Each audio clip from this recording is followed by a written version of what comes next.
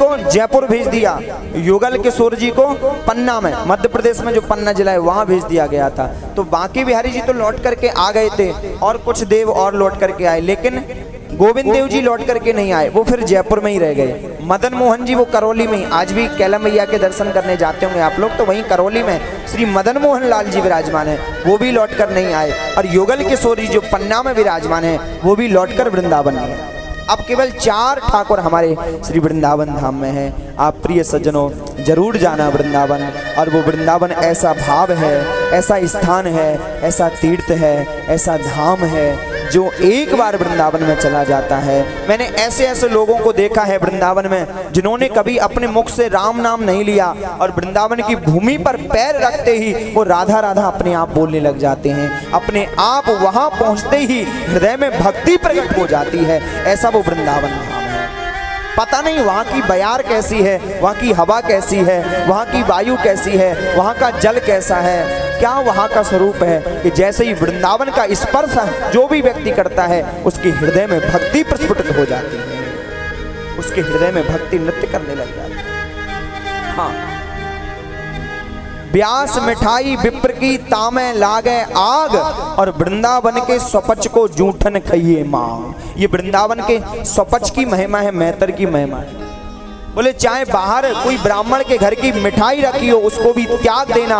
एक तरफ अगर ब्राह्मण के घर की मिठाई हो और एक तरफ ब्रजवासी के वृंदावन के मेहतर के घर का कोई महाराज कोई भी रूखा सूखा हो तो उस रूखे सूखे को धारण कर लेना, वो ब्रज वृंदावन की महिमा है। आपने सूरदास जी महाराज का नाम सुना होगा।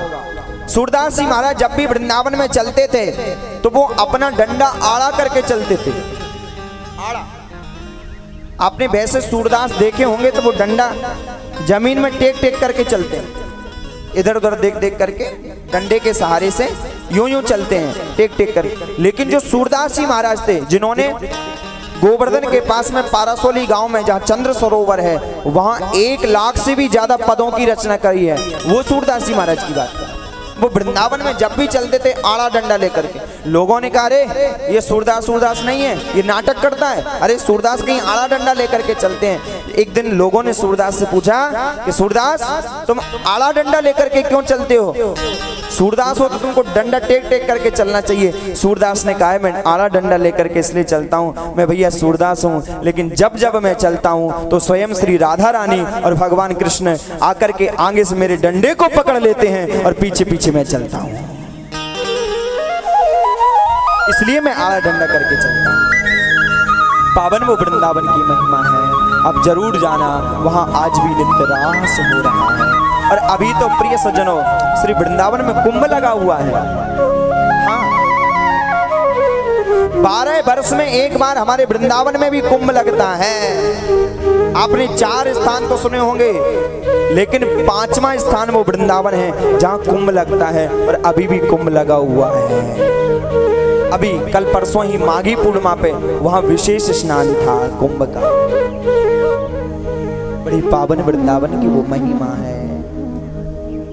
छलिया है बांके बिहारी ब्रजमंडल में, जादू भरा है उसके मृदु मुस्काने में, चाल में चपलता और चंचलता चितवन में, मोहिनी मंत्र भरा वंशी के बजाने में।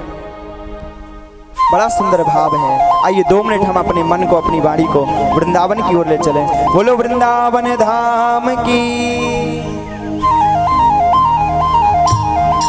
ऐसे नहीं, तालियों की सेवा करते हुए भाव से।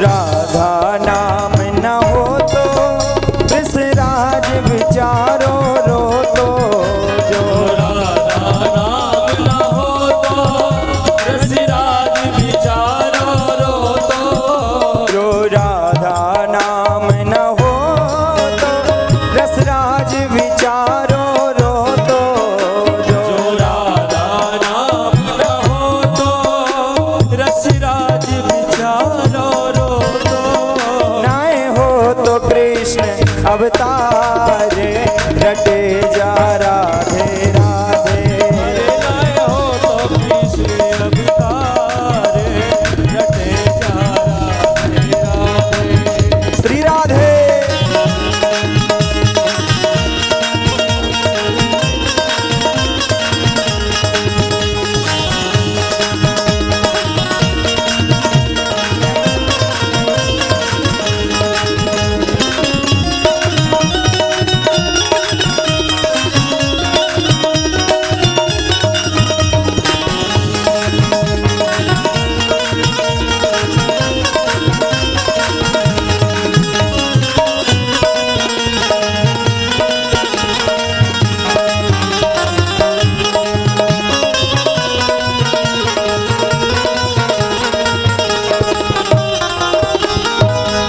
ये वृंदावन की लीला मत समझो गुड़ को चीला।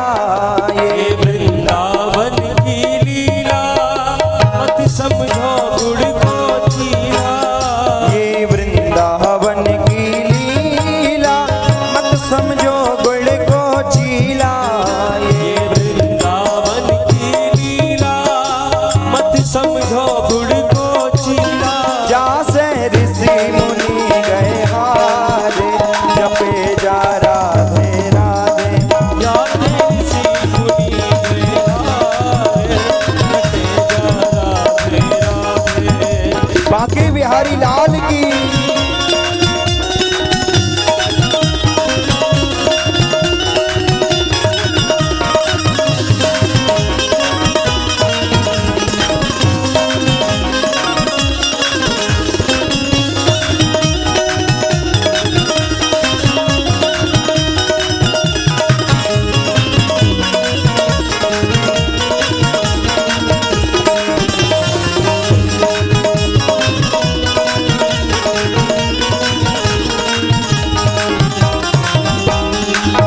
तुम वृंदावन में आयो तन राधा नाम न गायो।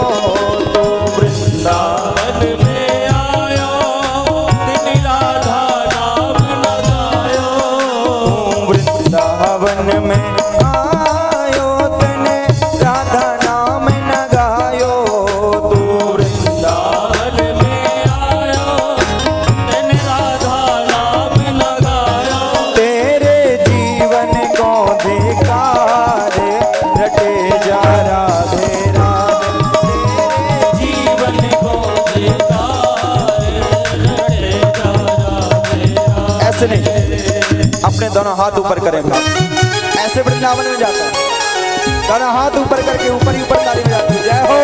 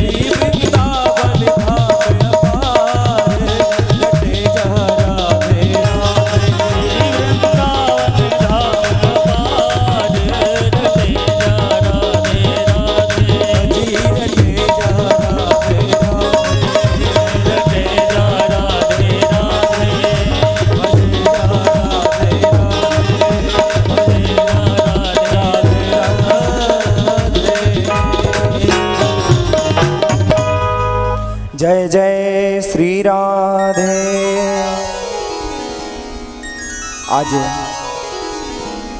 हम सब के मध्य में आदरणीय श्रीमान श्री अनुरुद्ध प्रताप सिंह जी राष्ट्रीय सचिव युवक कांग्रेस के पधारे हुए हैं और मैं आपसे अनुरोध करूंगा कृपया आप मंच पर आएं, भागवत जी को प्रणाम करें। आप सभी लोगों से निवेदन करूंगा एक बार जोरदार तालियां बजा करके भैया का स्वागत करेंगे, अभिनंदन करेंगे। बहुत बहुत वंदन, बहुत बहुत स्वागत आपका। श्री राधे राधे।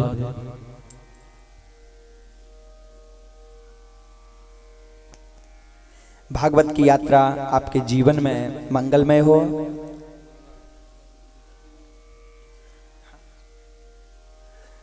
बहुत बहुत स्वागत। और जितने भी साथी पधारे हुए हैं सभी से निवेदन करूंगा एक बार और जोरदार तालियां बजा दीजिएगा।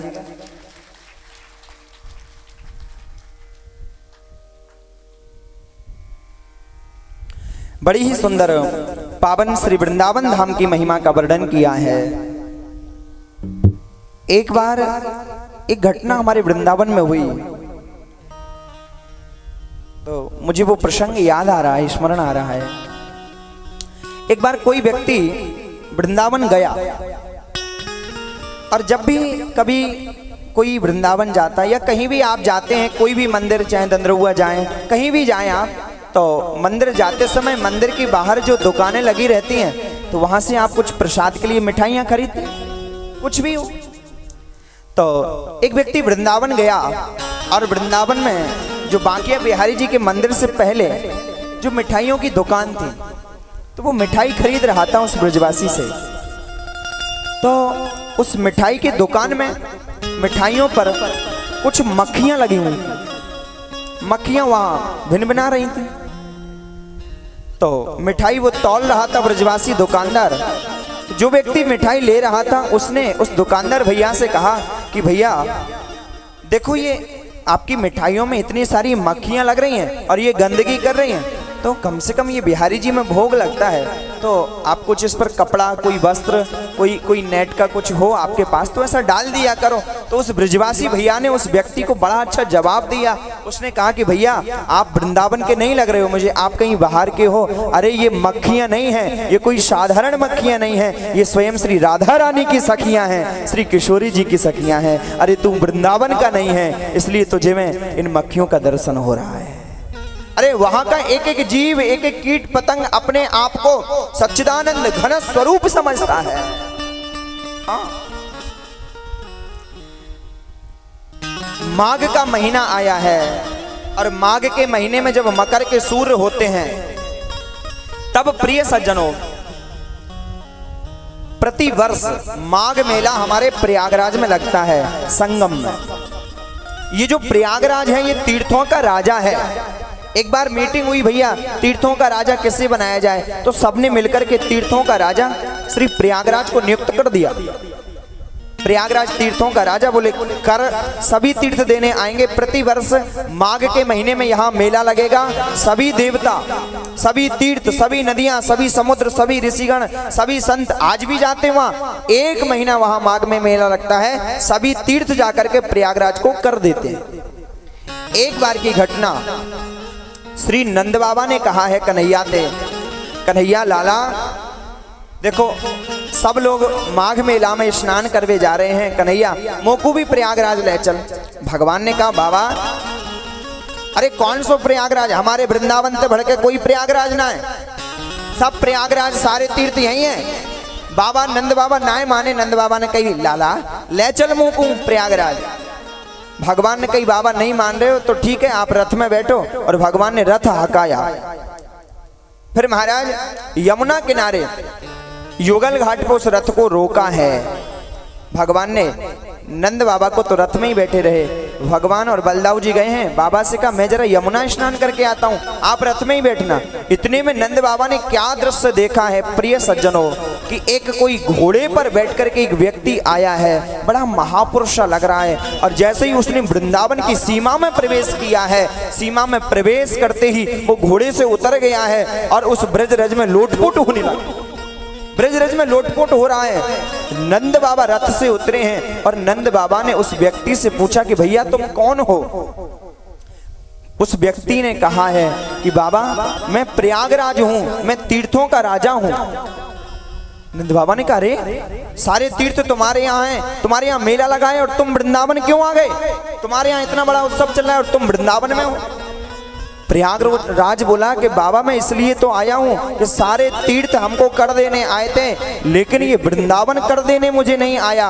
जब मैं आया वृंदावन में कि भैया देखने के वृंदावन मुझे कर देने क्यों नहीं आया, जैसे ही वृंदावन की सीमा में मैंने प्रवेश किया है तो हमारे जैसे अनंत करोड़ों लाखों यहाँ प्रयागराज ब्रजरज में लोटपोट हो रहे हैं। यह देख करके मैं भी ब्रज की धरती में, ब्रज वसुंधरा में लोटपोट होने लग गया हूँ। ये पावन वृंदावन की महिमा है, वो वृंदावन है। जीवन में एक बार वृंदावन जरूर चले जाना प्रिय सज्जनों। वहाँ आज भी वो कुसुम लताएं हैं जिन लताओं का स्पर्श मेरे गोविंद ने किया है। आज भी वो वृंदावन की मिट्टी है जहाँ जिस मिट्टी पर श्री प्रभु ने मेरे अपने चरण रखे थे। आप वृंदावन जाना, भाव से जाना। यदि आपका भाव मजबूत हुआ प्रिय सज्जनों, वृंदावन के किसी भी कोने में बैठ जाना, आंख बंद करके 2 अश्रु बहा देना बस प्रेम के। जैसे ही आप अपने आंख खोलोगे, नेत्र खोलोगे तो प्रिया प्रियतम की गोद में बैठे मिलोगे। वो वृंदावन का फल है। कोई कहता भैया मेले में जाते हैं लोग कि भैया ये मेले में कोई कोड़ी दिख गया, अरे इसे मत छूना, कोड़ लग जाएगा। अरे कोई टीबी का मरीज दिख गया, भैया इसके पास मत बैठना, तुम्हें भी रोग हो जाएगा। एक बार वृंदावन चले जाना, किसी भक्त का स्पर्श कर लेना, तुम्हें भी भक्ति का रोग लग जाएगा, तुम्हारे जीवन में कल्याण हो जाएगा। वो पावन वृंदावन है प्रिय सज्जनों। फिर आगे चलकर के चीर हरण लीला हुई है जहां भगवान ने गोपियों के वस्त्रों को चुराया है। लोग कहते भैया भगवान को ऐसी क्या जरूरत पड़ी कि गोपियों के वस्त्रों को चुराया भगवान?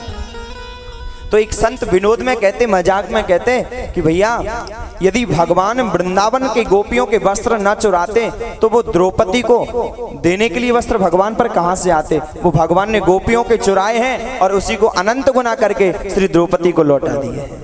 ये तो एक विनोद का भाव है वृंदावन के लोगों का, लेकिन असलियत वास्तव में है क्या? चीर हरण लीला के महात्म्य क्या है, अध्यात्म क्या है?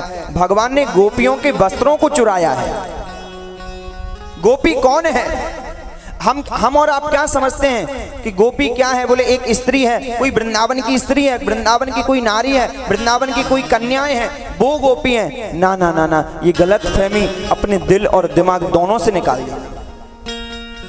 गोपी किसी स्त्री का नाम नहीं, गोपी किसी जाति का नाम नहीं, गोपी किसी नारी का नाम नहीं, गोपी किसी कन्या का नाम नहीं। बोले फिर गोपी कौन है? बोले गोभी इंद्रिय श्री कृष्ण रसम पिबती इति गोपी ही। बोले जो अपनी हर एक इंद्रिय से भगवान श्री कृष्ण के रस का रसपान करे वह गोपी है। और फिर गोपी वो कोई भी हो सकता है, चाहे वो स्त्री हो चाहे वो पुरुष है। और गोपी माने हम जीव, हम सब वो गोपी हैं जो कृष्ण की भक्ति में बैठते हैं, वो सब गोपी हो जाते हैं। हम सब गोपी हैं। और गोपी के वस्त्रों को किसने चुराया?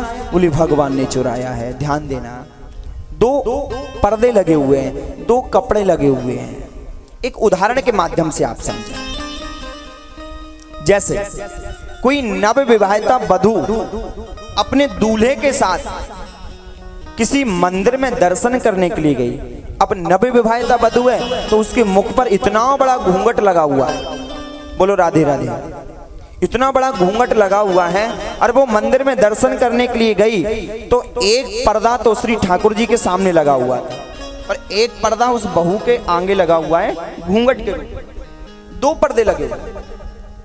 तो मंदिर का जो पर्दा था वो तो पुजारी जी ने थोड़ी देर में हटा दिया, लेकिन अभी भी वो वधू दर्शन नहीं कर पा रही है। बोले क्यों? बोले उसके हाथ में मेहंदी लगी हुई थी, जिस मेहंदी के कारण वो अपने घूंघट को उठा नहीं पा रही थी। फिर थोड़ी देर में उसके पति ने क्या देखा है, अरे मेरी बहू भगवान के दर्शन नहीं कर पा रही है। तो प्रिय सज्जनों, उस पति ने क्या किया, अपने हाथों से उसके घूंघट को उठा दिया है, तब वो वधू ने भगवान के दर्शन कर पाए। मतलब वधू कौन है? हम और आप वही बहू हैं, नव विवाहिता वधू हैं। बोले एक पर्दा तो भगवान के सामने लगा हुआ है, एक पर्दा हमारे सामने लगा है। भगवान के सामने माया का पर्दा लगा हुआ है और हमारे आपके सामने वासना का पर्दा लगा हुआ है।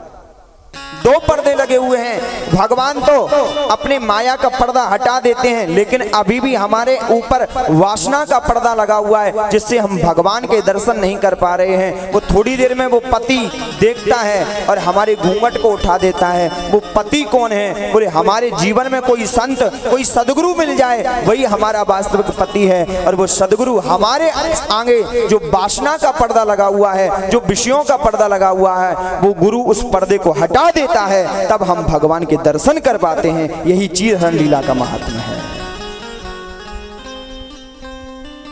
भगवान ने कोई गोपियों के साधारण वस्त्रों को नहीं चुराया है, भगवान ने गोपियों के वासना के वस्त्रों को चुराया है। और फिर वही चीरहरण लीला में भगवान ने गोपियों को 1 महीने का समय दिया कि 1 महीने तुम कात्यायनी मैया का पूजन करो और फिर उसके बाद में हम आपको रास में सम्मिलित करेंगे। 1 महीने का तप श्री गोपियां कर रही हैं और 1 महीने का तप भगवान ने भी किया है। ध्यान देना, एक बार भाव से कहें राधे राधे। अब हम रासलीला में प्रवेश कर रहे हैं, लेकिन रासलीला में प्रवेश के कुछ नियम बताए हैं। आज हम क्या कहते हैं, रास है क्या? बोले रास मतलब भगवान ने कुछ गोपियों के साथ नृत्य किया, कुछ नारियों के साथ भगवान नाचे कूदे, वो रास हो गया। बिल्कुल गलत है ये बात बिल्कुल नहीं है। बोले फिर रास है क्या? रास कहते हैं आत्मा और परमात्मा के मिलन का ही नाम रास है। जीव और शिव की एकता का नाम ही रास है। भगवान और भक्त के मिलन का नाम ही रास है। रास कोई नृत्य नहीं है, रास कोई गाना बजाना नहीं है, रास कोई महफिल नहीं है।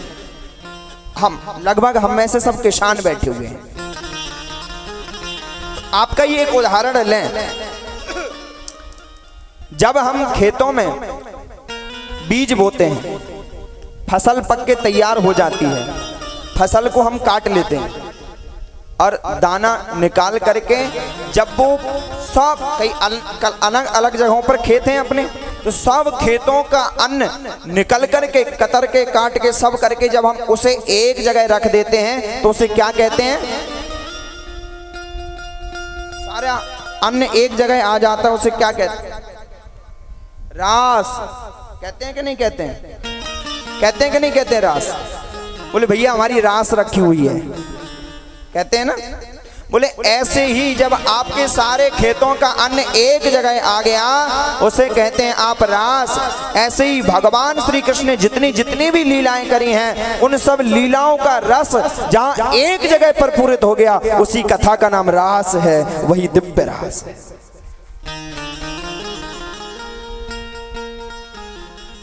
भगवान का और श्री किशोरी जी का, प्यारे जी का और प्रिया जी का, दोनों का विवाह भी हो गया। कल बताया था ना भांडीर वन में ब्रह्मा जी ने आकर के स्वयं मंत्र बोले थे, लेकिन अभी भी भगवान श्री प्रिया जी से नहीं मिल पा रहे, क्योंकि जब तक प्रिया जी की कृपा ना हो तब तक वहां तक बरसाने तक कोई नहीं पहुंचता है महाराज। 1 महीना हो गया भगवान प्रिया जी से मिले नहीं। अब भगवान के मन में बड़ी उत्कंठा हो रही है प्रिया जी से मिलने की, कैसे भी करके मैं प्रिया जी से मिल लूं, एक बार प्रिया जी के चरणन को निहार लूं। और एक बात मैं और आपको यहां बता दूं, स्पष्ट कर दूं कि आज कई लोग हमसे पूछते हैं कि भैया ये राधा कौन है, ये कृष्ण कौन है, रुक्मणी कौन है? रुक्मणी तो लक्ष्मी की अवतार है, रुक्मणी लक्ष्मी के अवतार हैं। बोले फिर राधा कौन है? बोले राधा कृष्ण स्वरूपम, भाई राधा कृष्ण स्वरूपम। राधा और कृष्ण में कोई भेद नहीं है। बोले आत्मा एक है, शरीर 2 है। राधा और कृष्ण एक ही हैं, लेकिन 2 स्वरूप में प्रकट हुए हैं लीला करने के लिए। इनमें बिल्कुल भी अंतर नहीं है। कृष्ण को तत्व वृषभान की दुलारी है। कृष्ण भी जिनका भजन करते हैं, सारा संसार तो कृष्ण कृष्ण कहता है, लेकिन कृष्ण भी जिनका भजन करते हैं, जिनका तप करते हैं, वो हमारी प्रिया जी हैं, वो हमारी वर्षाने वाली है। 1 महीना हो गया श्री प्रियतम जी, श्री प्यारे लाल जी, श्री राधा वल्लभ लाल जी किशोरी जी से नहीं मिले। अब तो उनके मन में बड़ी उत्कंठा है रही है, कैसे करके मुझको प्रिया जी से मिलवा दो। और प्रिया जी 1 महीने तक अपने निज महलन से बाहर नहीं आई। अब तो जो सखा थे भगवान के मधुमंगल, श्री दामा, सुबल, तौसल, इन सब से कही है श्री ठाकुर जी ने कि कैसे भी करो हमें प्रिया जी के दर्शन करवा दो। मेरो मन घबरा रहे हो है, कैसे भी मोकू प्रिया जी के दर्शन करवा दो। तो जो मधुमंगल सखा था ये 24 ब्राह्मण था। बोलो राधे राधे। कौन सा ब्राह्मण? 24 ब्राह्मण। हाँ, और इनमें दिमाग बहुत होता है। मथुरा के जो 24 ब्राह्मण हैं विश्राम घाट पे आपने देखे होंगे, बड़ा दिमाग होता है। यजमान को कैसे करके कितना पैसा निकलवाना तुरंत 1 मिनट में। कई बार तो ऐसा भी होता है, हमने ऐसे यात्री देखे हैं कि उनके पास वापस घर जाने के लिए जेब में पैसे तक नहीं बचते, इतना निकाल लेते हैं, यहाँ करो वहां करो। ये 24 ब्राह्मण है, वही मधुमंगल था। एक बार की बात, एक बार श्री मदन मोहन मालवीय जी मथुरा में आए और बहुत बड़े पंडित थे मदन मोहन मालवीय जी। तो मथुरा आए तो उन्होंने अपने पितरों के लिए श्राद्ध किया, पिंडदान किया। तो जो 24 ब्राह्मण था वो संकल्प बोल रहे थे। जब पिंडदान करते हैं, श्राद्ध करते हैं तो संकल्प भी बोला जाता है। तो संकल्प कर रहे थे। संकल्प में जो भी दिन होता है, जो तिथि, जो नक्षत्र, जो सब पक्ष चलता है, जो महीना, जो सब बोल रहे थे। और चल रहा था शुक्ल पक्ष, और वो 24 जी ने बोल दिया कि कृष्ण पक्ष। तो मदन मोहन मालवीय जी थे, बोले अरे पंडित जी रुक जाओ, बोले शुक्ल पक्ष चल रहा है और आप बोलते हो कृष्ण पक्ष, ये तो नहीं, ये गलत बोल रहे हो आप। वो 24 ब्राह्मण बोले अरे तो पंडित मदन मोहन मालवीय जी हो, तुमको पता नहीं है जब से हमारे ब्रज वृंदावन में कृष्ण आए हैं तब से कृष्ण पक्ष ही है, शुक्ल पक्ष कभी हुआ ही नहीं है। बोलो राधे राधे। इतनी बुद्धि, इतना दिमाग होता है उनके अंदर।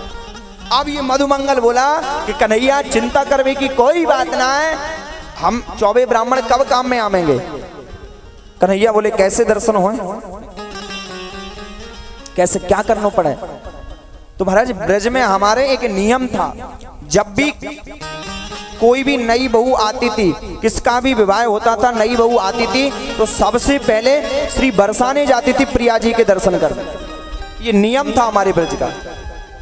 तो वो मधुमंगल सखा बोलो कन्हैया अब हम तुमको नई बहू बनाए देते हैं, हाँ, और डोली में बिठाए के तुमको बरसाने ले चलेंगे, कोई अवरोध नहीं आएगा, आपको आराम से श्री प्रिया जी के दर्शन हो जाएंगे।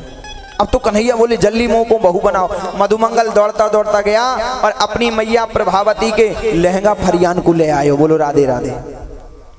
बड़ा सुंदर मैया का लहंगा, कोई रखा होगा उसकी शादी विवाह का, बढ़िया चुनरी, बढ़िया सब सामान ले आया, चूड़ी उड़ी इत्यादि। और मधुमंगल ने आकर के कन्हैया को दुल्हन बनाया है।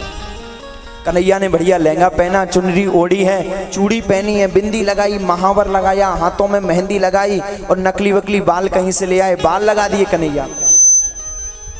मधुमंगल बोलो भैया ये बहू जैसी तो अभी भी नहीं लग रही है, क्योंकि गोकुल में जितने भी थे महाराज सब कारे ही कारे गुड्डा थे।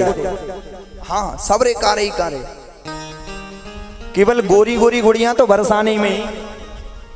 अब तो मधुमंगल बोलो लाला तेरे रूप को देख के सब पहचान जाएंगे कि ये कोई बहू ना है, ये तो यशोदा को कारो गुड्डा है। अब कहाँ करें। तो श्री दामा बोला सुनो एक आइडिया है हमारे पास। बोले क्या? बोले चंदन को लेप करें। सबरे ब्रजमंडल के मंदिरों से महाराज चंदन मंगवाए हैं और बढ़िया चौकी और उस पर चंदन घिसोए, चंदन घिसो महाराज, और चंदन इतना ज्यादा घिस लियो और श्री कन्हैया जी के पूरे शरीर पे चंदन को लेप लगा दिए हुए, जिससे कन्हैया हमारे कारे ते गोरे है गए। बोलो राधे राधे। पूरे शरीर पे चंदन को लेप लगा दिनों है और सुंदर सजा धजा करके डोली में बिठाकर बढ़िया डोली बनाई और चारों सखा चारों बगल लग गए हैं डोली में और ले जा रहे हैं श्री वृंदावन ते बरसाने की ओर। बरसाने ले जा रहे हैं डोली में बिठा के श्री कन्हैया जी को। जब ले जा रहे थे प्रिय सज्जनों, थोड़ी थोड़ी देर में श्री ठाकुर जी पूछे हैं अरे मधुमंगल, अरे श्री दामा बरसानो आ जाए तो मुझको बताए दियो बरसानो आ जाए, क्योंकि डोली में पर्दे लगे हुए हैं दोनों तरफ से। मधुमंगल बोलो चिंता ना कर, चिल्ला नहीं तो हमारी पोल खुल जाएगी। ज्यादा मत चिल्लाए, मैं बता दूंगा तो जब बरसानो आ जाएगा तो बता, थोड़ी देर और चले। अब कन्हैया के मन में कहाँ संतप्ति थी महाराज। अरे मधुमंगल बरसानो दिखे में लग गयो का। मधुमंगल बोले चुप है जा, ज्यादा मत बोले नहीं तो सबरो खेल में डर जाएगो। कन्हैया बोले लाला मधुमंगल जैसे ही बरसाने को शिखर दिखने लग जाए सोई मोकू बता दियो। और महाराज थोड़ी देर और आगे बढ़े हैं, बरसाने के श्री प्रिया जी के महलन को वो शिखर दिखने लग गयो है। श्री मधुमंगल ने डोली नीचे उतार दीनी है और कही कन्हैया चुपचाप दर्शन कर ले बरसाने के महलन को। और जैसे ही डोली का पर्दा खोला है श्री कन्हैया जी ने बरसाने के श्री प्रिया जी के निज महलन को दर्शन कीनो है। प्रिय सज्जनों उसी समय श्री कन्हैया के अंदर से प्रेमा वेश इतनो बढ़ गयो है किशोरी जी के प्रति कि उनके आंखें ते झर झर करके अश्रुपात है लगे। श्री कन्हैया जी प्रेम में रोने लगे हैं, आंसू आने लगे। जैसे ही रोई कन्हैया सोई जो चंदन फंदन जो लगायो सबरो महाराज सबरो बह गयो, सबरो चंदन बह गयो, उतर गया पूरा चंदन। मधुमंगल बोलो लाला अब तेने कहा कर दियो, ये चंदन सब में टर गयो। बोले कहा करूं मधुमंगल, श्री प्रिया जी के प्रति मेरे अंदर इतनो प्रेमावेश आए गयो है कि मोकू कछु भा नहीं। अब चुप है जा। मधुमंगल ने आंसू पहुंचे हैं, अब कहीं चंदन तो मिटर गयो, अब चंदन कहाँ ते लेके आए। अब एक काम करियो कन्हैया को घूंघट लगा दियो है, ऐसो घूंघट लगा दियो। और कन्हैया कोई कितनी भी कहे लेकिन अपनो मोड़ो खोलियो, कोई को दिखाइयो नहीं अपनो स्वरूप। अब कन्हैया ने कस के पकड़ लीनो है अपनो घूंघट को और महाराज फिर से डोली में बिठा के ले जाने लगे हैं। जैसे ही सीढ़ियों पे चढ़ने लगे हैं सबसे पहले, क्योंकि प्रिया जी से पहले किशोरी जी से पहले अष्ट सखियन को महाराज उनते आज्ञा लेनी पड़े है। अष्ट सखियों से सबसे पहले ललिता सखी खड़ी हुई थी बरसाने की नीचे सीढ़ियों पे। ललिता जी ने पूछा अरे कौन हो। मधुमंगल बोला हमारे यहाँ हमारे गांव में नई बहू आई है और नई बहू श्री प्रिया जी के दर्शन करवे जा रही है। ललिता जी बोली प्रिया जी के दर्शन ऐसे ही ना हो जा, मैं डोली में बैठे बैठे बहू को नीचे उतारो और बहू को सीढ़ियों पे चलाओ, कछु कष्ट करनो पड़े ठाकुर जी के दर्शन। हाँ अब तो ललिता जी नहीं मानी तो महाराज चारों सखान ने श्री कन्हैया को बहू को नीचे उतारा है डोली में से और फिर सीढ़ियों पे। ललिता जी बोली रोको, ये चारों सखा तुम हट जाओ, क्योंकि प्रिया जी के महलन में कोई भी गोप का जाना, हाँ सबका जाना वर्जित है, केवल बहू अकेली जाएगी, केवल बहू अकेली जाएगी। अब तो महाराज श्री मधुमंगल ने चुपचाप कन्हैया को इशारों कर दिए, देख काना मोको तो अंदर जान ना दे रही है, तू अपनो घूंघट मत उतारी हो। ललिता जी बोली ये बहू प्रिया जी को दर्शन तो बाद में करेगी, पहले या बहू को दर्शन मैं कर लूं।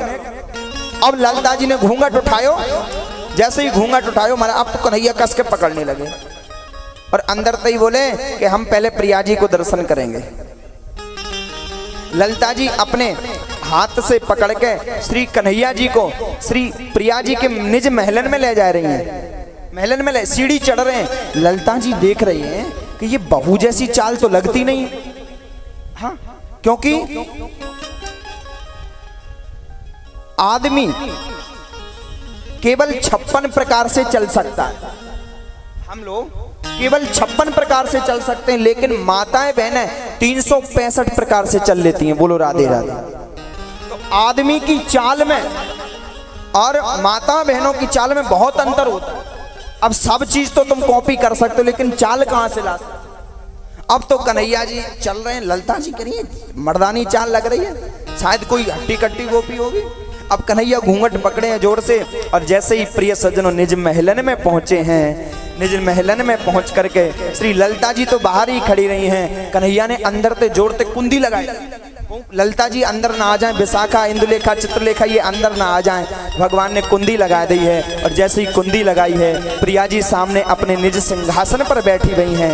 महाराज श्री कन्हैया ने अपने घूंघट को उठाए दीनो है और श्री प्रिया जी के चरणन में लोटपोट हो गए हैं। प्रिया जी ने कहा अरे कन्हैया तुम कैसे कैसे रूप धारण करके मुझसे आके मिलो हो। तब कन्हैया ने कहा करूं तुम्हारे मिलने के लिए इतनी उत्कंठा मन में पैदा है रही, अब ब्याह भी है गयो है, तब भी प्रिया जी कछु ऐसो करो जो हमारे मिलन में अवेद्य अकिंचन अखंड मिलन हमारो हो जाए। तब प्रिया जी ने कहा कि अब तुम 1 महीने मैं तुम्हें एक मंत्र देती हूं, उस मंत्र का तुम जाप करो।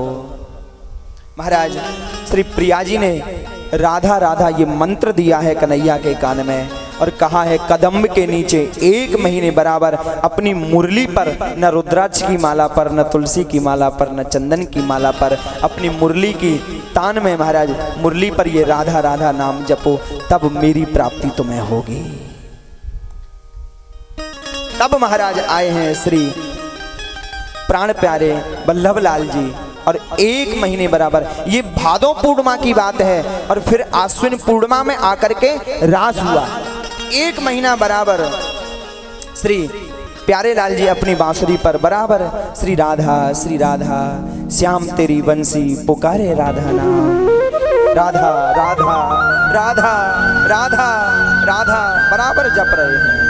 और सुखदेव जी महाराज वर्णन कर रहे हैं, भगवान पिता रात्रि सरदो फुल्ल मल्लिका विचरन्तुम मनश्चक्रे योग माया मुपाश्रिता। आज जैसे ही भगवान ने अपनी बंसुरी बजाई है, आश्विन पूर्णिमा के दिन, रास पूर्णिमा के दिन, भगवान ने अपनी बंसी से कहा है, अरे मुरली जाओ, एक एक गोपी का नाम लेकर के एक एक गोपी के कान में जाकर के कहो कि प्राण प्यारे तुम्हें बुला रहे हैं, तुम्हें रास में आने का आह्वान कर रहे हैं, रास में तुम्हें निमंत्रित कर रहे हैं। मुरली ने कहा है कि प्रभु मैं किसी भी गोपी को जाकर नहीं बुलाऊंगी। भगवान ने कहा क्यों? वो बंसुरी बोली है कि प्रभु जब भी गोपियां आ जाती हैं, तो जैसे ही गोपियां आती हैं, प्रिया जी आती हैं, तो मुझे तो अपनी कमर में रख लेते हो और अपने अधरामृत का पान श्री किशोरी जी को, श्री गोपियों को पिलाने लग जाते हो, और मैं तुम्हारे अधरामृत से वंचित रह जाती हूँ। भगवान ने कहा कि बंसी तुम पहले अधरामृत से परिपूरित हो जाओ, और भगवान ने जैसे ही पुनः राधा नाम स्मरण किया है बंसुरी में, मुरली परिपूरित हो गई है, और मुरली में से एक एक बूंद करके श्री कन्हैया जी का वो अधरामृत टपकने लगा है, और जैसे ही टपकने लगा है तो वो एक एक बूंद अधरामृत एक एक गोपियों के कान में जाकर के लगा है, और सब गोपियों को यही लग रहा है कि प्राण प्यारे मुझे मेरा आह्वान कर रहे हैं, मुझे बुला रहे हैं। निसम्य गीतम तदरंग वर्धनम, जैसे ही बंसी बजाई है प्रिय सज्जनों, और भगवान मुरली को अपने ओठों पर क्यों धारण करते हैं? कई गोपियों ने तो ये भी कहा है कि अरे ये मुरली, ये बंसुरी हमारी सौत है। अरे देखो ये बांसुरी ने कितने सुकृत किए हैं, कितने पुण्य किए हैं, कितने सत्कर्म इस बांसुरी ने किए हुए हैं, जो भगवान के ओठों पर रखने का इसे सौभाग्य प्राप्त हुआ।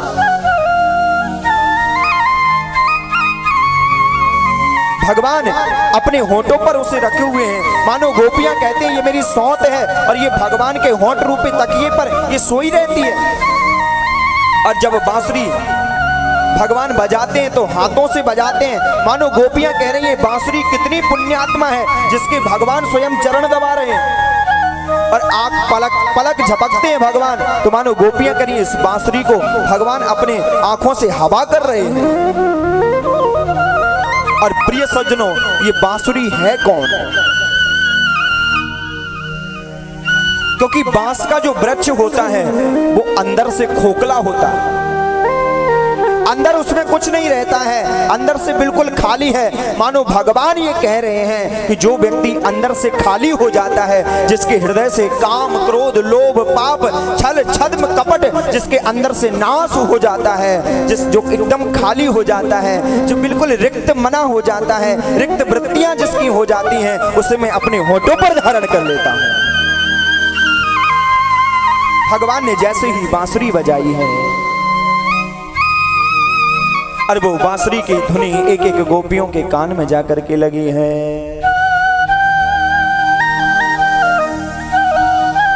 जो गोपियां जिस कार्य को कर रही थी, जिस अवस्था में थी, जिस स्वरूप में थी, वो गोपियां सब दौड़ी चली आई हैं।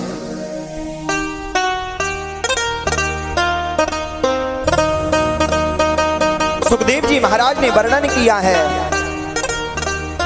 लिम्पन्त्या प्रवजन्त्या, कि कोई गोपी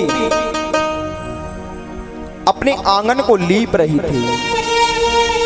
क्या कर रही थी?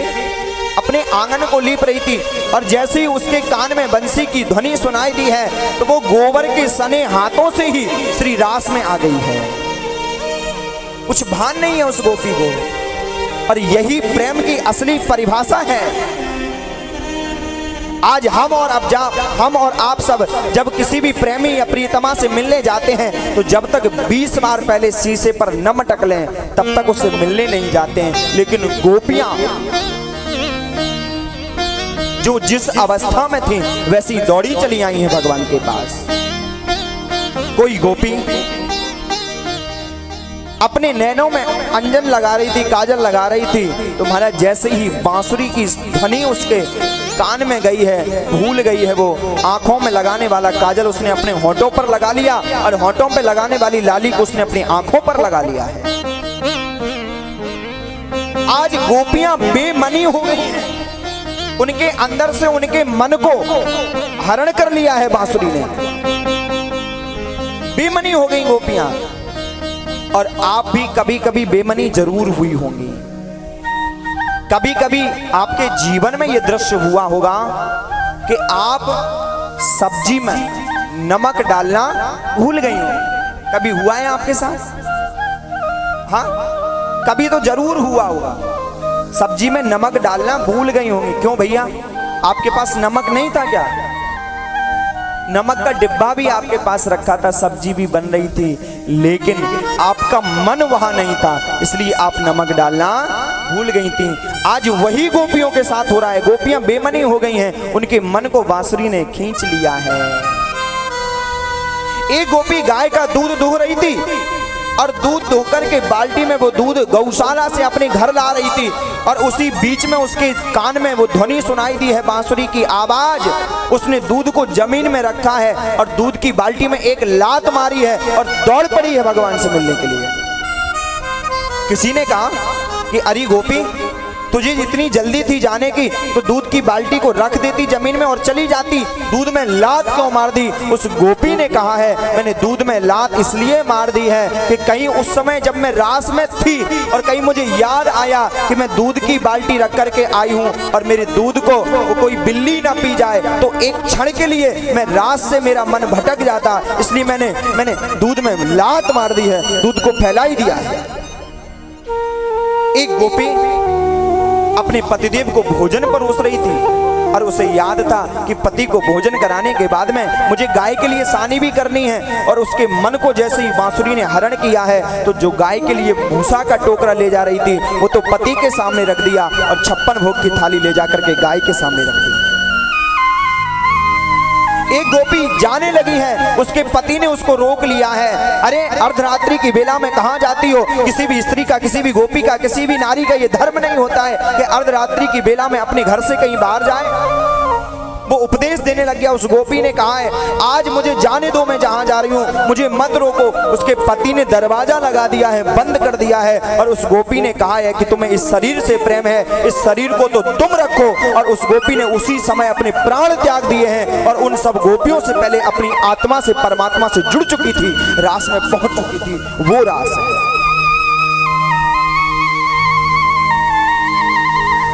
सब गोपियां एक एक करके प्रिय सज्जनों आ रही हैं, और जब वो गोपियां आई हैं, गोपियों के आते हुए देखा है भगवान ने, सबसे पहले भगवान ने गोपियों का स्वागत किया है। स्वागतम वो महाभागा प्रियम किम करवाणि वह ब्रजस्या नामयम कश्चित ब्रूता गमन कारणम। भगवान ने गोपियों का स्वागत किया है। ये ध्यान देना, जो रास लीला है, कुछ लोग कहते हैं कि ये रास लीला है, नहीं, बोले ये काम विजय लीला है। ये काम लीला नहीं है, ये काम विजय लीला है। एक बार काम ने आकर के भगवान से कहा कि प्रभु, मैंने सब देवताओं को तो परास्त कर दिया, केवल आप बचे हो, मैं आपसे भी युद्ध करना चाहता हूं। भगवान ने कहा ठीक है, आप मेरे से युद्ध कर लो। काम बोला, मैं 2 प्रकार के युद्ध करता हूं, एक किले का युद्ध करता हूं, एक मैदान का युद्ध करता हूं। भगवान ने कहा ये किले के और मैदान के युद्ध कैसे कैसे होते हैं? वो काम बोला, किले का युद्ध ऐसा है कि जब तपस्वी एक जगह बैठ जाए और कोई स्त्री उसके पास में ना हो, वो किले का युद्ध है। और मैदान का युद्ध वो है अनेकों स्त्रियों के मध्य में जब जीव रहे, तो वो मैदान का युद्ध है। तो भगवान बोले किले का युद्ध तो हर कोई व्यक्ति करता है, मैं तेरे साथ मैदान का युद्ध करूंगा। और आज काम पर विजय प्राप्त करने की लीला है। 5 बाण चलाए थे काम भी बगल में खड़ा हुआ है। जैसे ही गोपियां आई हैं और गोपियों का भगवान ने स्वागत किया है, भगवान ने कहा है स्वागतम वो महाभागा प्रियम किम करवाणी वा। पहले तो स्वागत किया एक पाद में, लेकिन इसी श्लोक के दूसरे पाद में भगवान ने कह दिया है कि ब्रूता गमन कारणम, आपके आने का कारण क्या है, आप क्यों आई हैं। अरे गोपियों, तुम यदि पूर्णिमा के चंद्रमा को देखने के लिए आई हो तो तुमने ये चंद्रमा देख लिया, अब चली जाओ अपने घर। और ये जो शरद पूर्णिमा का चंद्रमा है, जो रास पूर्णिमा का चंद्रमा है, वो कोई साधारण चंद्रमा नहीं है, इस प्रकृति का चंद्रमा नहीं है वह, ये स्वयं श्री राधा जी के हृदय से प्रकट हुआ था चंद्रमा। एक दिन श्री किशोरी जी बैठी हुई थी रास रासेश्वर में, निज निकुंज में श्री प्राण प्यारे प्रियतम जी भी बैठे हुए थे। तो आज भगवान ने यूं ही कह दिया कि किशोरी जी आप तो आज चंद्रमा की जैसी लग रही हो। जब भी कभी हम किसी की सुंदरता में तुलना करते हैं तो उससे कह देते हैं भैया आप बहुत सुंदर लग रही हो, चंद्रमा की तरह लग रही हो। आज जैसे ही किशोरी जी से प्राण प्यारे ने कहा है कि तुम चंद्रमा जैसी लग रही हो, तो राधा जी रोने लगी।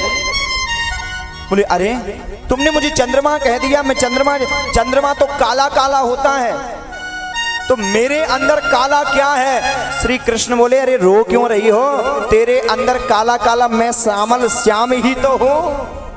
सोई हंस गई है किशोरी जी। और उसी समय श्री राधा जी के मन से ये चंद्रमा प्रकट हुआ था, जो शरद पूर्णिमा का चंद्रमा है। और ये रात्रि भी कोई साधारण रात्रि नहीं है। सुखदेव जी महाराज ने यहाँ वर्णन किया है, भगवान अपि ता रात्रि ही शरदोत्फुल्ल मल्लिका विचरन्तुम मनश्चक्रे योग माया मुपासिता। भगवान ने स्वयं अपनी योग माया को आदेश दिया था।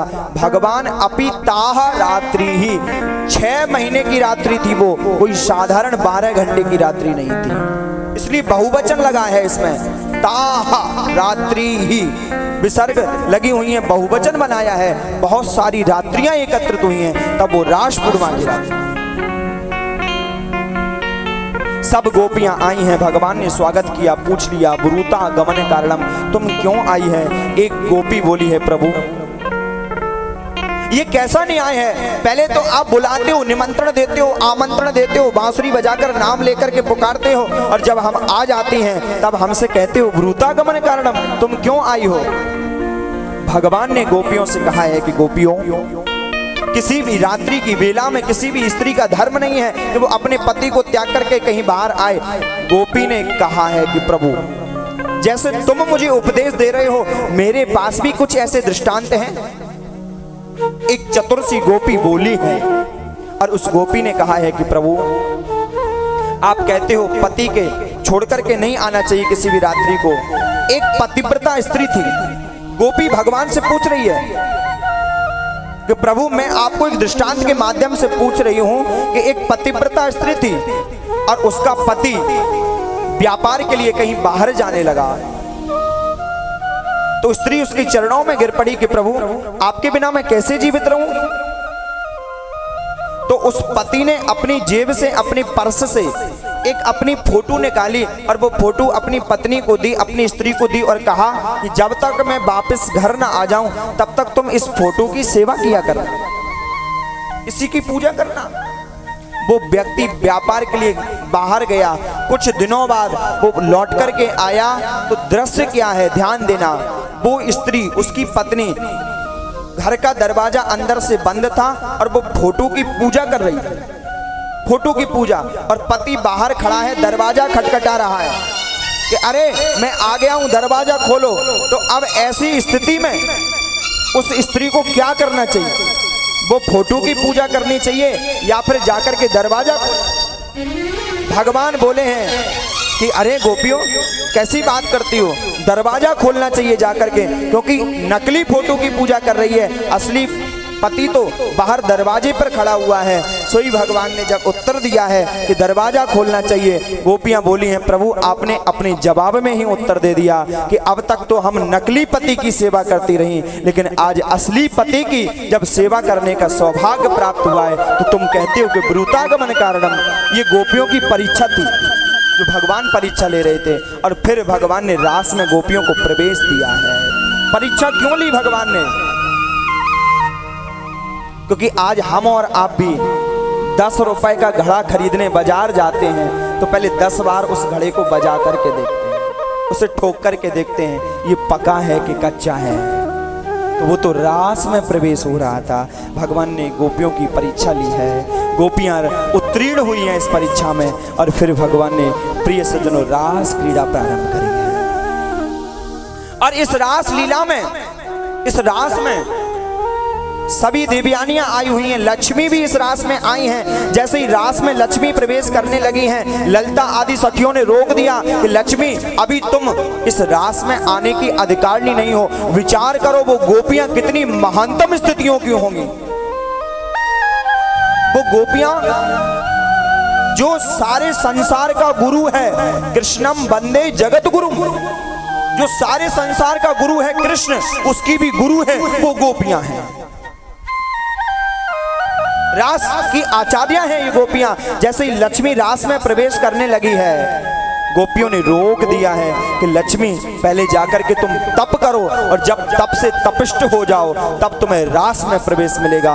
और प्रिय सज्जनों वो लक्ष्मी आज भी ब्रज के सीमा से बाहर, वृंदावन के उस पार, यमुना के उस पार एक बेलवन नामक स्थान है जहां आज भी रास में प्रवेश होने के लिए लक्ष्मी तपस्या कर रही है। अब जाना कभी वृंदावन तो मांट के पास में बेलवन है ये, वहाँ लक्ष्मी जी का आज भी मंदिर है। और फूस के महीने में चारों गुरुवार वहाँ बहुत बड़ा मेला लगता है, बहुत दूर दूर से भक्त दर्शन करने। आज भी लक्ष्मी तपस्या मई मूर्ति में वहाँ विराजमान है। भगवान भोलेनाथ भी आए हैं इस रास में। हाँ, रोज भोले बाबा जाते हैं मैया अन्नपूर्णा के पास, और मैया अन्नपूर्णा से रोज भिक्षा में कुछ ना कुछ जरूर मांगते हैं। आज गए हैं झोली फैला करके अन्नपूर्णा मैया के पास में, भिक्षाम देही भिक्षाम देही। अन्नपूर्णा मैया रोज की तरह आई हैं और कुछ रोटियां, कुछ सब्जी, जो भी व्यंजन बनाए थे मैया ने, वो रोटी सब्जी व्यंजन लेकर के आई हैं और भोले बाबा की झोली में डाल दी। भोले बाबा ने कहा मैया आज मुझे ये भिक्षा में नहीं चाहिए भोजन। बोले फिर क्या चाहिए? बोले आज मुझे भिक्षा में आप अपना रूप प्रदान करो, आप अपना स्वरूप मुझे प्रदान करो, क्योंकि मुझे रास में जाना है। तब अन्नपूर्णा मैया ने भोले बाबा को अपना रूप प्रदान किया है। बढ़िया हमारा जटा हो रही थी भगवान भोलेनाथ की, सुंदर शैम्पू एम्पू लगा करके सुंदर जटाओं को एकदम बढ़िया कर दिया है, सुंदर तेल लगाया, बढ़िया साड़ी पहनाई है भोले बाबा को।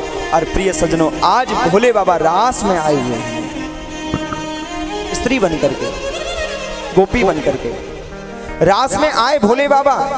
सब गोपियां खड़ी हुई थी। उस ऐसा भागवत में लिखा हुआ है कि 33 करोड़ गोपियां आई हुई हैं रास। कितनी? 33 करोड़, इतनी गोपियां आई हुई हैं महाराज रास में। जैसे ही भोले बाबा आए तो भोले बाबा रास में जो गोपियों की लाइन लगी थी सबसे आगे खड़े हो गए। बोलो राधे राधे। हाँ, सबसे आगे। अब भगवान ने कहा मैं रास करने से पहले, रास प्रारंभ करने से पहले सब गोपियों से मिलना चाहता हूँ, सबसे परिचय करना चाहता हूँ। अब भोले बाबा बोले कि सबसे पहले मेरा ही नंबर आएगा। बोलो राधे राधे। हाँ, सबसे पहले ही पोल खुल जाएगी हमारी। तो भोले बाबा जाकर के सबसे पीछे लग गए, सबसे पीछे लग गए लाइन में। हाँ, अब भगवान बोले मैं सबसे आगे से नहीं, सबसे पीछे से प्रारंभ करूंगा गिनना, सबसे पीछे से परिचय प्रारंभ करूंगा। अब तो भोले बाबा ने देखा कि पीछे से प्रारंभ कर रहे हैं, सोई भोले बाबा आकर के बीच में लग गए, बीच लाइन में। भगवान बोले अब मैं पीछे से नहीं, मैं बीच से शुरू करूंगा परिचय करना। अब तो भोले बाबा कहीं इधर जाएं, कहीं उधर जाएं, कहीं इधर जाएं। भगवान बोले जो गोपी इधर से उधर हो रही है, उधर से इधर हो रही है, मैं उसी गोपी से शुरू करूंगा परिचय करना। बोलो राधे राधे। बड़ा सुंदर ये प्रिय सज्जनों रास हुआ है। और जब भगवान ने देखा कि रास करते करते गोपियों को अभिमान आ गया है, कि अरे ये देखो परब्रह्म परमात्मा ब्रह्म मेरे साथ रास क्रीड़ा कर रहा है। और भगवान के सामने प्रिय सज्जनों अभिमान चलता नहीं है, अभिमान टिकता नहीं है भगवान के सामने। भगवान उसी रास से अंतर ध्यान हो गए, अंतर ध्यान हो गए हैं भगवान। सब गोपियां रोने लगी हैं, सब रोने लगी गोपियां कि प्रभु मुझे छोड़ करके आप कहां चले गए। इस विरह की अग्नि में हम तप्त हो रही हैं, संतप्त हो रही हैं। इस विरह रूपी अग्नि में मैं मरी जा रही हूं।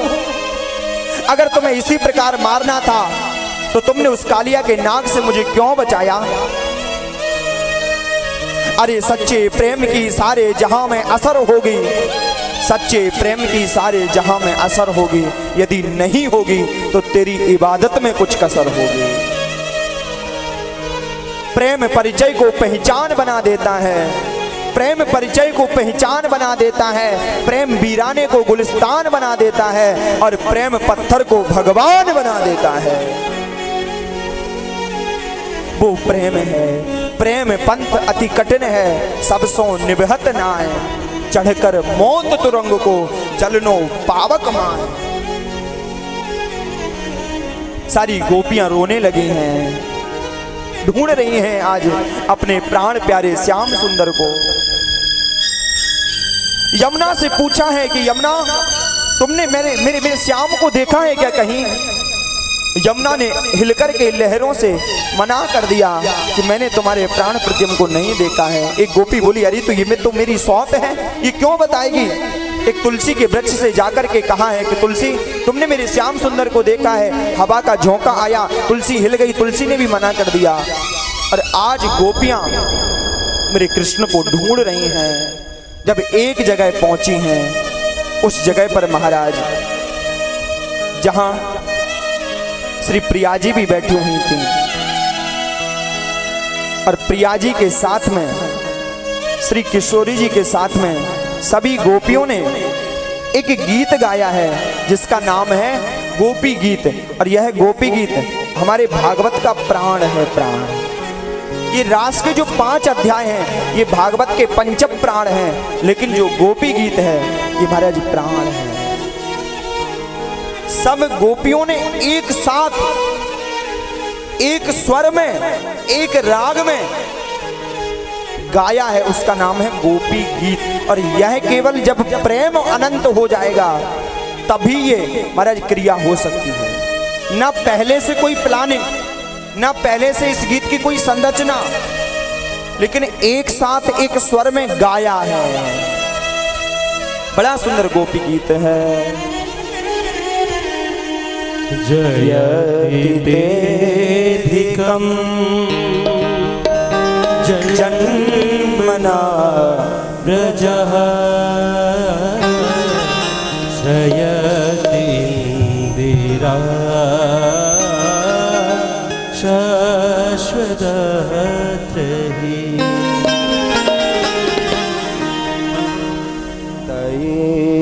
तैतद्रेष्यता दीक्षुता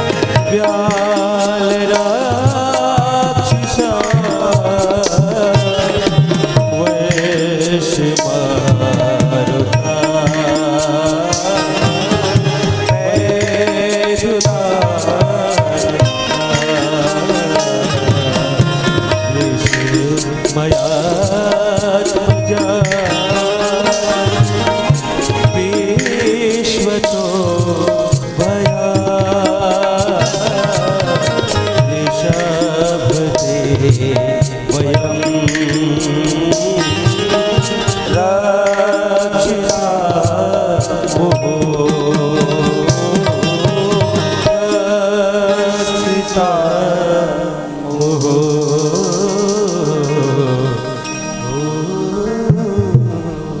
इति गोप्यः प्रगायन्त्या प्रलपत्यश्च चित्रधा रुरुदुः सुस्वरं राजन् कृष्ण दर्शन लालसा।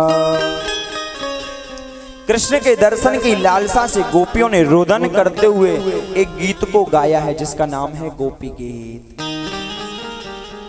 गोपियां कह रही हैं कि प्रभु अब न कर पर्दा ए नसीब पर्दा तुझे देख लिया, अब न कर पर्दा ए नसीब पर्दा तुझे देख लिया। तेरे दीदार की थी दिल में तमन्ना कि लोग देखेंगे वहां, हमने यहीं देख लिया। तू हम नजरबाजों से छुप न सका है जाने जहां, तू जहां भी जाके छुपा हमने वहीं देख लिया। ये गीत का रुदन जैसे ही गोपियों ने किया है उसी समय श्री गोपियों के मध्य में भगवान प्रभु पुनः से प्रकट हो गए हैं। बोले रास रासेश्वर भगवान की।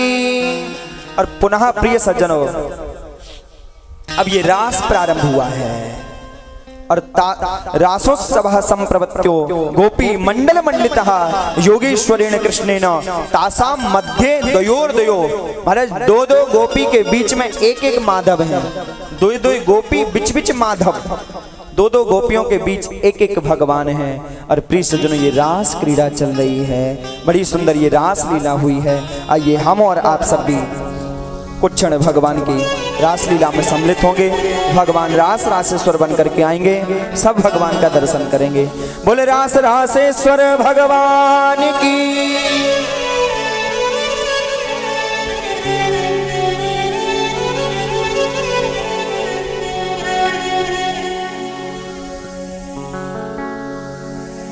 रास रचो है, रास रचो है जमुना किनारे, महारास रचो है। बड़ा सुंदर भगवान अभी रास की डांस के सामने करेंगे, आप सभी रास में सम्मिलित होंगे। एक दिना श्री कुमार राधिका मोर कुटियाई, राधिका मोर कुटियाई। नृत्य मयूरन को देख मन उत्कंठा छाई।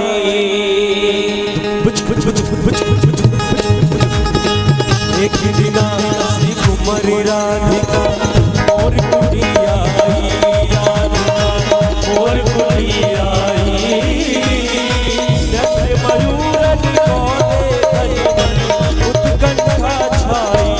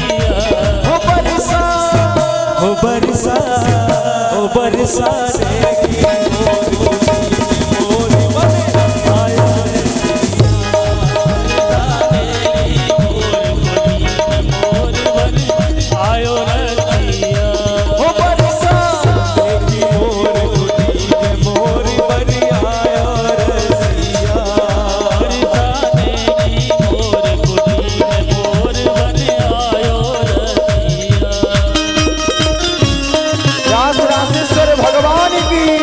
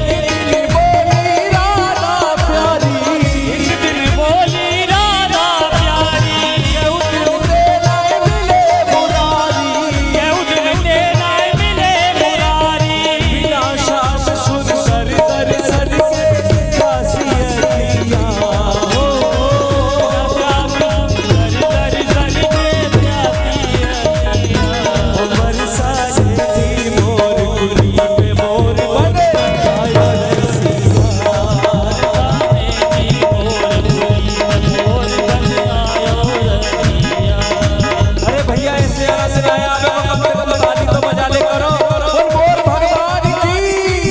अरे आयो रसिया मोर बन आयो रसिया हो आयो रसिया मोर बन आयो रसिया बरसा से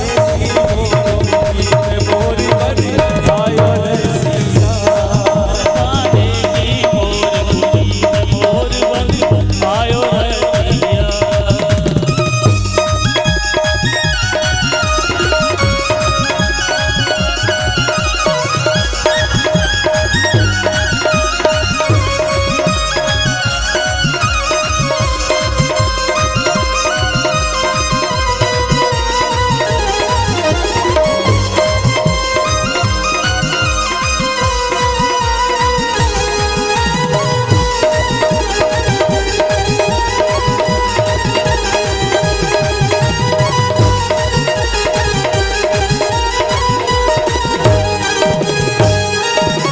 मोरा बन गए मगन मुरारी मोरा बन गए मगन मुरारी मोरा बन गए मगन मुरारी मोरा बन गए मगन मुरारी ऐसो नृत्यो गिरधारी ऐसो नृत्यो गिरधारी ऐसो नृत्यो बनवारी ऐसो नृत्यो बनवारी क्या छवि ऊपर मोहित है गई ब्रज की सखियां हो क्या छवि ऊपर मोहित है गई ब्रज की सखियां ओ बरसा ओ बरसा रे मोर दुनिया में मोर बन आयो रसिया गाने की मोर दुनिया में मोर बन आयो रसिया।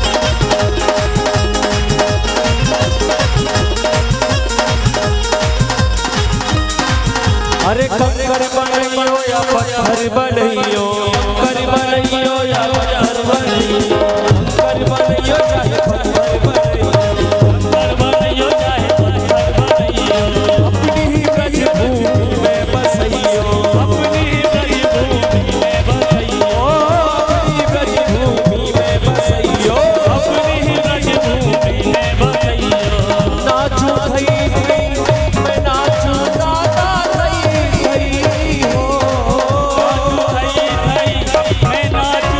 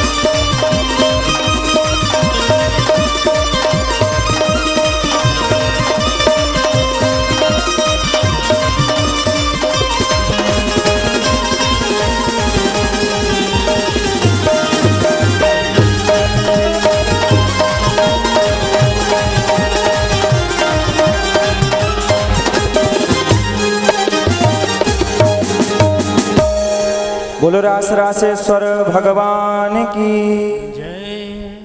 श्री सुखदेव जी महाराज ने रास में गोपियां आईं, ये तो वर्णन किया, ये लिखा, लेकिन रास विश्राम हुआ या रास बंद हुआ ये यहाँ वर्णन नहीं है। इसका मतलब ये है कि रास आज भी सतत निरंतर चल रहा है, रास का कभी विश्राम नहीं हुआ है, केवल रास प्रारंभ हुआ, ये बात श्री सुखदेव जी महाराज ने कही है। प्रिय सज्जनों, एक बार भाव से जयकारा लगाएंगे, बोलो रास रासेश्वर भगवान की। अब 20 मिनट का विराम है, आप सभी लोग जो भी जलपान की व्यवस्था, चाय पान की व्यवस्था